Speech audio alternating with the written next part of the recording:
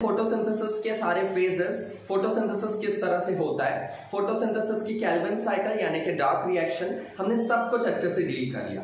अब हम पढ़ेंगे फोटो रेस्पायरेशन के बारे में। देखिए, आपको वर्ड से समझ में आ रहा होगा, फोटो रेस्पायरेशन। फोटो वर्ड का मतलब लाइट होता है, रेस्पायरेशन वर्ड का मतलब इन जनरली अगर हम बोले तो ऑक्सीजन को अंदर लेना एंड कार्बन डाइऑक्साइड को बाहर छोड़ना, ये है फोटो रेस्पायरेशन। फोटो वर्ड क्यों आ गया? क्योंकि ये लाइट के प्रेजेंस में हो रहा है। इससे पहले हम कुछ भी समझें, आप ये समझ लीजिए कि फोटो रेस्पायरेशन प्लांट्स के लिए एक हार्मफुल प्रोसेस होता है और फोटो रेस्पायरेशन फोटोसिंथेसिस का ठीक उल्टा है। फोटो रेस्पायरेशन में प्लांट्स ऑक्सीजन अंदर लेते हैं एंड CO2 बाहर छोड़ते हैं। तो प्लांट्स ये जो ऑक्सीजन अंदर ले रहे हैं ये एयर से ले रहे हैं, पर ये जो CO2 यानी कार्बन डाइऑक्साइड बाहर छोड़ रहे हैं, वो कार्बन डाइऑक्साइड कहां से आया? फोटोसिंथेसिस में जो भी कार्बन डाइऑक्साइड फिक्स करके प्लांट्स ने ग्लूकोज बनाया या फ्रुक्टोज, सुक्रोज जो भी बनाया, ये सारे कंपाउंड टूट करके कार्बन डाइऑक्साइड के फॉर्म में प्लांट की बॉडी से बाहर निकल जाते हैं। इसलिए हमने बोला कि फोटो रेस्पायरेशन एक हार्मफुल प्रोसेस है।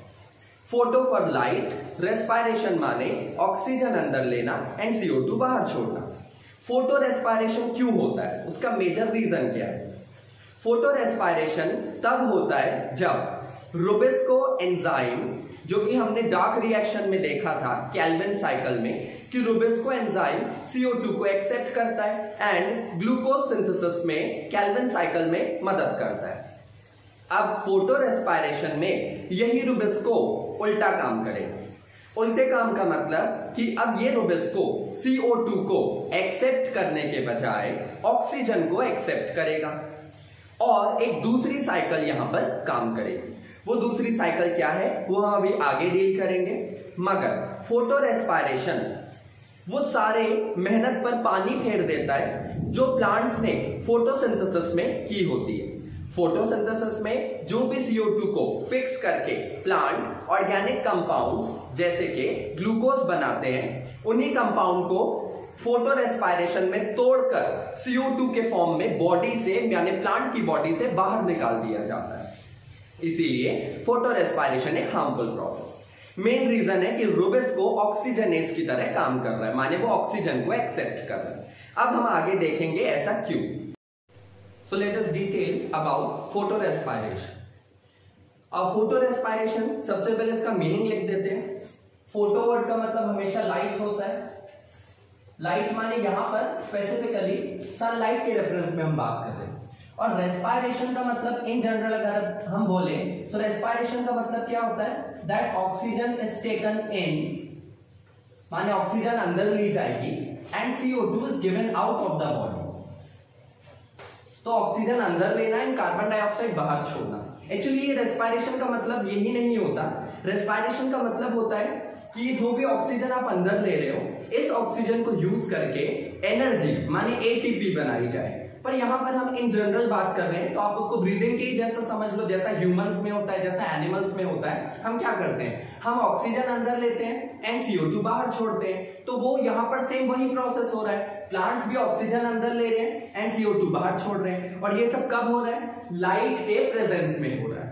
जबकि हमने पढ़ा फोटोसिंथेसिस में इसका ठीक उल्टा होता है। प्लांट CO2 अंदर लेते हैं एंड ऑक्सीजन बाहर छोड़ते हैं। पर यहां पर ये प्लांट्स के लिए उल्टा ही प्रोसेस हो रहा है, जिसे हम कहते हैं फोटो रेस्पायरेशन। इसलिए फोटो रेस्पायरेशन हार्मफुल है क्योंकि यहां पर प्लांट्स ऑक्सीजन अंदर ले रहे हैं एंड CO2 बाहर छोड़ रहे हैं। अब ये इतनी बड़ी बात क्यों है? ये इतनी बड़ी बात इसीलिए है क्योंकि प्लांट्स हमेशा CO2 अंदर लेके फोटोसिंथेसिस करते हैं और ग्लूकोज बनाते हैं। मगर यहां पर यही CO2 जो उन्होंने फिक्स किया था, मान लो इस CO2 से उन्होंने फोटोसिंथेसिस के प्रोसेस से ग्लूकोज बनाया होगा या फिर उन्होंने सुक्रोज बनाया, फ्रुक्टोज बनाया, स्टार्च बनाया, कुछ भी बनाया होगा, तो वो टूट करके CO2 के फॉर्म में बाहर आ रहा है। वो कार्बन कंटेनिंग कंपाउंड टूट करके CO2 के फॉर्म में प्लांट की बॉडी से बाहर आ रहा है। यानी उसने जो कार्बन कंपाउंड इतनी मेहनत करके फोटोसिंथेसिस में बनाया था वो टूट गया और वो CO2 के फॉर्म में बाहर निकल गया। तो प्लांट्स के लिए तो कितना हार्मफुल हुआ। दूसरी बात, फोटो रेस्पायरेशन में ना ही एटीपी बनता है, ना ही रिड्यूसिंग पावर यानी NADPH2 कुछ भी नहीं बनता। तो बेसिकली ये हार्मफुल प्रोसेस है, प्लांट्स को इससे पूरी तरह से नुकसान होता है और जो CO2 उन्होंने फिक्स किया था वो भी टूट करके बाहर निकल गया, तो प्लांट्स को काफी नुकसान होगा। यही प्रोसेस कहलाता है फोटो रेस्पायरेशन। इसका रीजन क्या है? Why is this photo respiration taking place rather than photosynthesis? Photosynthesis होने के बजाय यहां पर फोटो रेस्पायरेशन क्यों हो रहा है? तो देखिए यहां पर हमने पढ़ा था कि फोटोसिंथेसिस में डार्क रिएक्शन यानी कि केल्विन साइकिल में ग्लूकोज का सिंथेसिस होता है, जिसके लिए इस पूरी केल्विन साइकिल में एक बहुत ही इंपॉर्टेंट एंजाइम जो रुबिस्को कहलाता है, माने ribulose bisphosphate carboxylase oxygenase Rubisco. यहां पर कार्बोक्सिलेज का क्या मतलब है कि रुबिस्को CO2 को एक्सेप्ट करेगा, पर हमने स्लैश लगाकर वहां पर ऑक्सीजनेज भी लिखा था। हमने बोला कि रुबिस्को एक डुअल एंजाइम है, तो वो ऑक्सीजनेज जब हम उसे बोल रहे हैं तो मतलब क्या है कि उस केस में रुबिस्को CO2 को एक्सेप्ट करने के बजाय ऑक्सीजन को एक्सेप्ट करेगा। यही रीजन है कि प्लांट्स में फोटोसिंथेसिस होगा, फोटो रेस्पायरेशन होगा। हालांकि सारे प्लांट्स में फोटो रेस्पायरेशन नहीं होता है। मेनली वो सारे प्लांट्स जो C3 साइकिल माने केल्विन साइकिल दिखाते हैं उन सभी में ये फोटो रेस्पायरेशन होता है। लेकिन आप पढ़ोगे कि प्लांट्स ने इस हार्मफुल प्रोसेस से बचने के लिए एक बहुत ही अच्छा अडेप्टेशन निकाला है। उन्होंने अपने आप को अडेप्ट कर लिया है, अपने आप को ढाल लिया है उस हिसाब से कि उनको फोटो रेस्पायरेशन ना करना पड़े। ऐसे प्लांट्स कहलाते हैं C4 प्लांट्स। इनमें एक दूसरी साइकिल चलती है, वो कहलाती है C4 साइकिल, जिसकी डिटेल हम फोटो रेस्पायरेशन के बाद समझेंगे। फिलहाल रुबिस्को एंजाइम फोटो रेस्पायरेशन के कंडीशन में ऑक्सीजनेज की तरह काम करता है, कार्बोक्सिलेज की तरह काम नहीं करता। यानी यहां पर रुबिस्को किसको एक्सेप्ट करेगा? CO2 को, ऑक्सीजन को, ना कि CO2। मगर फोटोसिंथेसिस में रुबिस्को किसको एक्सेप्ट करता है? CO2। यहां पर किसको एक्सेप्ट कर रहा है? Oxygen. So let us show that in this case Rubisco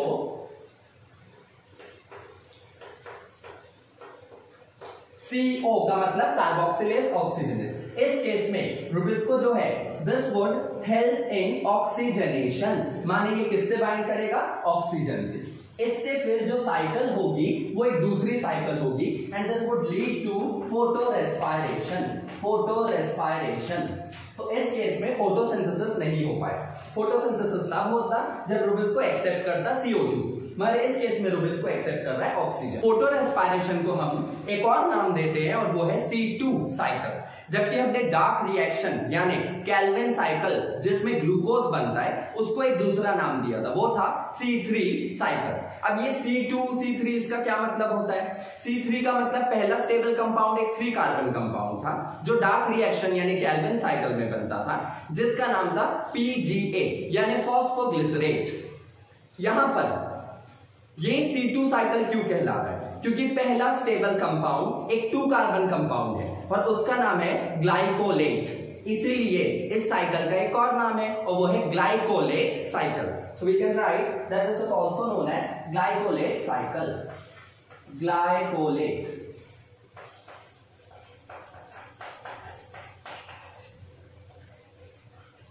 glycolate cycle. तो हम फोटो रेस्पायरेशन को C2 साइकिल क्यों बोल रहे हैं? क्योंकि पहला स्टेबल कंपाउंड एक 2 कार्बन कंपाउंड है, उसका नाम क्या है? ग्लाइकोलेट, इसलिए हम इस साइकिल को ग्लाइकोलेट साइकिल भी बोलते हैं।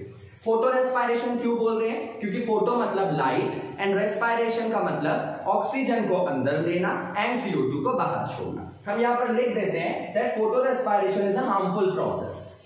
Photo respiration is a harmful process.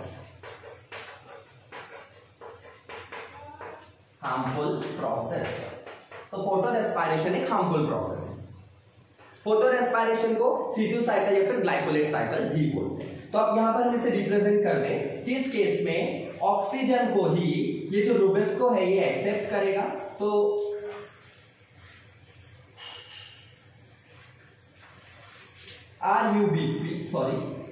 Rubisco accept करेगा ऑक्सीजन को। कौन सी साइकिल, कौन सा कंपाउंड बनेगा? पहला स्टेबल कंपाउंड जो बनेगा वो होगा ग्लाइकोलेट। और यही कहलाता है फोटो रेस्पायरेशन। ग्लाइकोलेट बना है ऑक्सीजन को रूबिस को एक्सेप्ट कर। नाउ लेट अस राइट कि यहां पर रूबिस को ऑक्सीजन को एक्सेप्ट करेगा तो उसके लिए क्या कंडीशंस है। कंडीशंस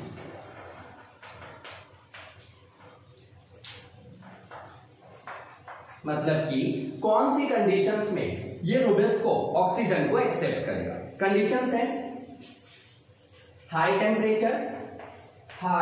टेम्परेचर यानी टेम्परेचर का बहुत ज्यादा होना। टेम्परेचर मैंने शॉर्ट में लिख दिया है। हाई टेम्परेचर माने टेम्परेचर का ज्यादा होना। और दूसरा हाई ऑक्सीजन कॉन्सेंट्रेशन। कॉन्सेंट्रेशन को भी मैंने शॉर्ट में लिख दिया है। कहने का मतलब जब ऑक्सीजन का कॉन्सेंट्रेशन हाई होगा और जब टेम्परेचर हाई होगा तो इन दोनों ही कंडीशंस में ये जो प्लांट्स हैं ये फोटो रेस्पायरेशन करेंगे, फोटोसिंथेसिस नहीं करेंगे। रीजन कि इन दोनों ही कंडीशंस में रूबिस को ऑक्सीजन को एक्सेप्ट करता है ना कि CO2, तो इसीलिए हम इसे फोटो रेस्पायरेशन बोल रहे हैं। कंडीशन क्या है? High temperature and high oxygen concentration, क्योंकि इन दोनों कंडीशंस में रूबिस को ऑक्सीजन को एक्सेप्ट करेगा, CO2 को एक्सेप्ट नहीं करेगा। तो यहां पर ये क्लियर है कि रूबिस को ऑक्सीजन की तरह एक्ट कर रहा है फोटो रेस्पायरेशन में। यही अगर फोटोसिंथेसिस होता तो ये रूबिस को किसकी तरह काम करता? कार्बोक्सिलेज की तरह। तो उस केस में वो CO2 को एक्सेप्ट करता एंड नॉर्मल फोटोसिंथेसिस हो पाता, यानी ग्लूकोज का सिंथेसिस हो पाता। पर इस केस में उल्टा हो रहा है। आगे अगर हम यहां पर दिखा दें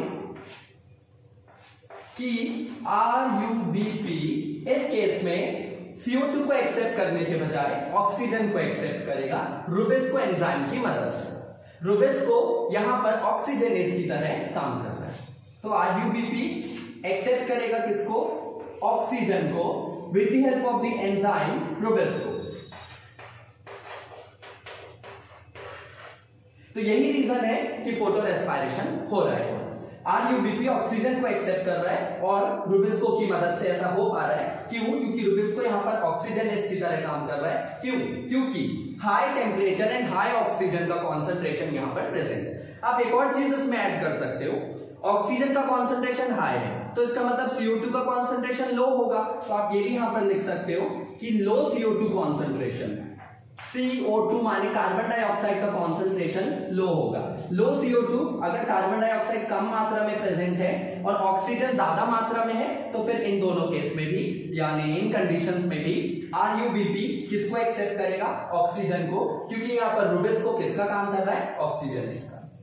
इससे एक साइकिल कंटिन्यू होगी और वो साइकिल ही हमारी कौन सी साइकिल है? C2 साइकिल या फिर ग्लाइकोलेट साइकिल, यानी कि फोटो रेस्पायरेशन। और सबसे इंपॉर्टेंटली जो यहां पर देखना है वो ये है कि इस साइकिल के एंड में कार्बन डाइऑक्साइड बाहर निकल रहा है, जबकि देखिए प्लांट्स ने ऑक्सीजन अंदर लिया और CO2 बाहर निकल गया। ऑक्सीजन अंदर लिया, CO2 बाहर निकल गया। ये CO2 का ये जो कार्बन है ये कहां से आया? ये कार्बन आया होगा उस किसी कंपाउंड से जो प्लांट ने फोटोसिंथेसिस में फिक्स किया था। तो CO2 जो प्लांट्स ने फोटोसिंथेसिस में फिक्स किया वही CO2 फोटो रेस्पायरेशन में बाहर निकल गया। या हम ये कह सकते हैं कि जो कार्बन प्लांट ने फिक्स किया था वो कार्बन CO2 के फॉर्म में बाहर निकल गया।